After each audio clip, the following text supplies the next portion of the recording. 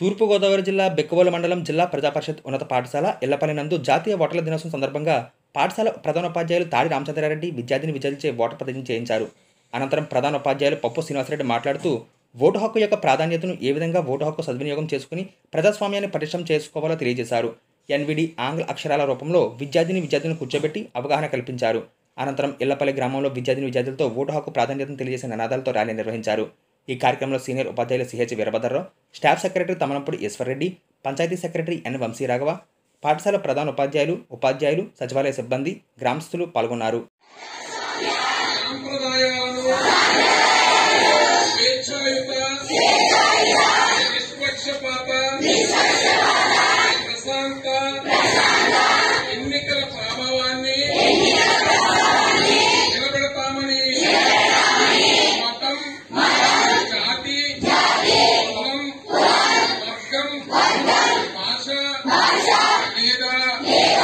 ఎటువంటి ఒత్తిడులకు